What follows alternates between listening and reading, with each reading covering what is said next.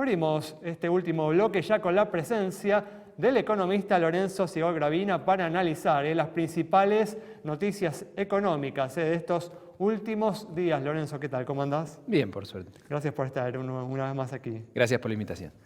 Bueno, esta semana el gobierno lanzó un nuevo dólar soja para sumar reservas y ampliar así su capacidad para abastecer a los importadores y evitar un nuevo salto devaluatorio antes de las elecciones.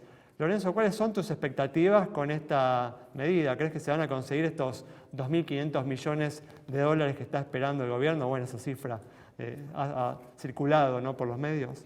Sí, no sabemos exactamente cuál es el número objetivo y sabemos más o menos que hay un remanente de aproximadamente 5.000 millones de dólares del complejo sojero, ¿no? Desde el crushing, aceites, pellets, etc. La duda es si alcanza o no alcanza el incentivo, porque es un 25% al tipo de cambio libre, ¿no? Y la duda es, claro, que en la medida que vos fijes a 350 pesos hasta las elecciones, producto de la aceleración tan brusca de la aceleración, ya vamos a llegar a fines de octubre con el mayor atraso cambiario incluso que antes de las PASO. Cada vez es menos atractivo. Claro, entonces el gobierno tuvo que dar este incentivo. Si no estaba, yo creo que lamentablemente las chances de que se exporte de complejo sojero un valor significativo son bajas. Ahora quizás con esto incentivo un poco, pero tampoco es un incentivo, le dará un 30% más del tipo de cambio oficial. Tampoco es la panacea. Pero creo que puede ayudar a destrabar algunas operaciones. O vinculado, ¿no?, justamente con esto, el ministro de Economía, Sergio Massa, anunció, ¿no?, el fin de semana que se van a liberar 700 millones de dólares para las pymes fabriles, ¿no? Hoy la situación de la industria es muy complicada. El otro día un informe privado hablaba, ¿no?, de una caída interanual del 4% en el mes de julio. No sé si ustedes tienen cifras en este sentido. Sí, el nivel de actividad que se va deteriorando, pero ya sobre todo desde fines de julio y en agosto las autorizaciones e incluso de las importaciones que ya tenían una fecha en que se iba a pagar en esa fecha al tipo de cambio oficial no se concedieron y se empezó a acumular atrasos significativos.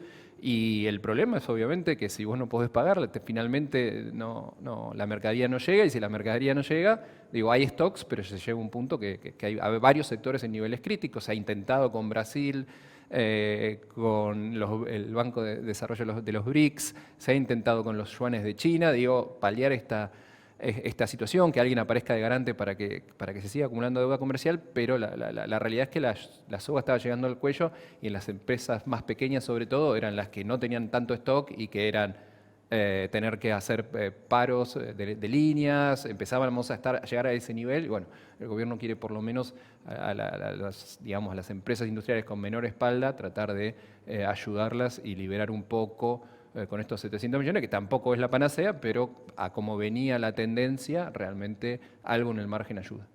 ¿Y cuánto creen que esto está impactando en el nivel de actividad? ¿Qué esperan que suceda, ¿no?, con el nivel de actividad en el mes de septiembre, en el mes de octubre, ¿no?, de cara también a la contienda electoral?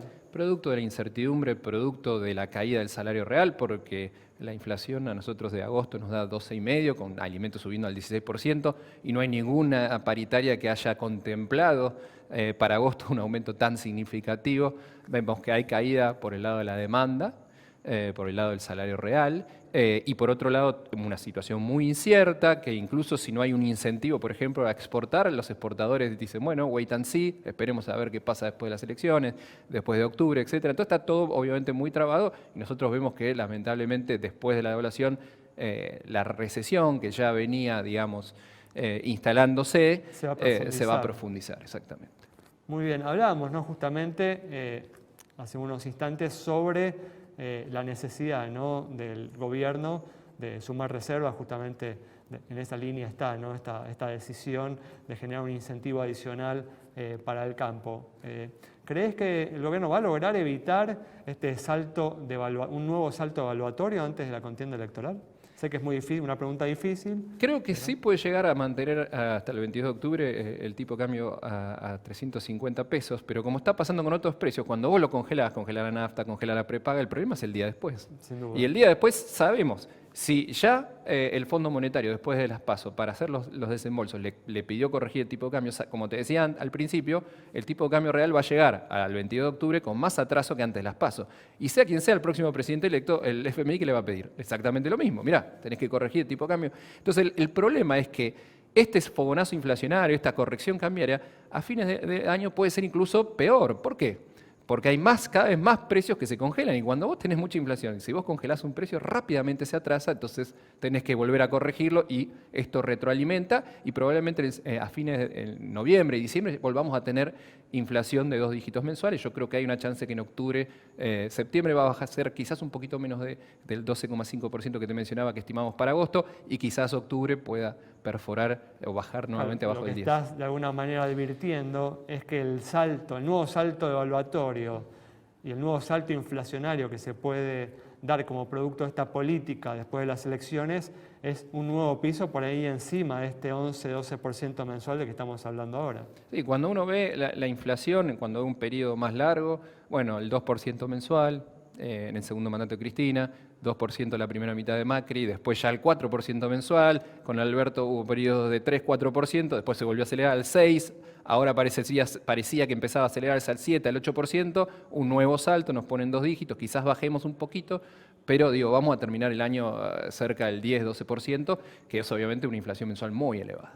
Y cada vez más cerca de lo que uno podría considerar una hiperinflación, ¿no? Sí, todavía hay ciertas variables de control que evitan una disparada, una carrera loca de los precios, los salarios y el tipo de cambio, pero sí estamos cada vez en un escenario de mayor estanflación. Ya diría mayor recesión y mayor inflación. Bueno, en este contexto no tan complicado, tan preocupante, siempre por lo menos tenemos la expectativa, la esperanza de que hay un cambio de gobierno que puede generar, ¿no?, un nuevo plan económico y un futuro más alentador, ¿no? En ese sentido, ¿no?, el debate económico está muy presente en esta elección, en parte gracias a que uno de los principales candidatos es economista y ha hablado, ¿no?, fuertemente de economía a lo largo de estos años. ¿Cuál de los candidatos lo ves, ¿no?, si te animás a decirlo? ¿Crees que tiene, ¿no?, la propuesta económica más convincente de cara al futuro? Han mostrado relativamente poco. ¿Por qué? Porque están en campaña y en campaña hay más frases, eslogan, etcétera, como la dolarización. Creo que, por ejemplo, sí me preocupa que se intente la dolarización rápido de una porque no están dadas las circunstancias. De hecho, sea quien sea el próximo presidente electo y las autoridades económicas, primero van a tener que ordenar la macroeconomía y después pensar en un plan de estabilización.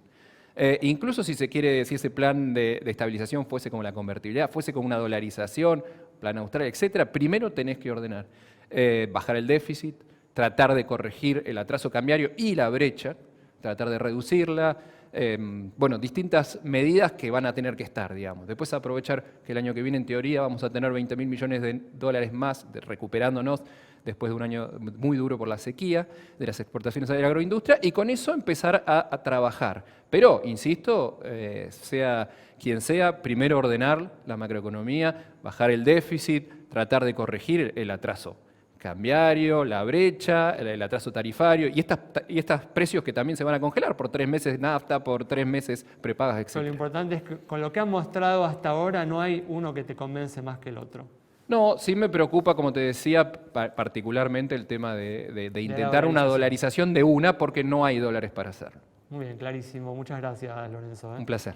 Cerramos entonces el programa de hoy con el análisis del economista Lorenzo Ciborravina sobre la situación económica de la Argentina y las soluciones que puede haber de cara al futuro. Nos reencontramos el próximo miércoles a las 20:30 aquí en Metro.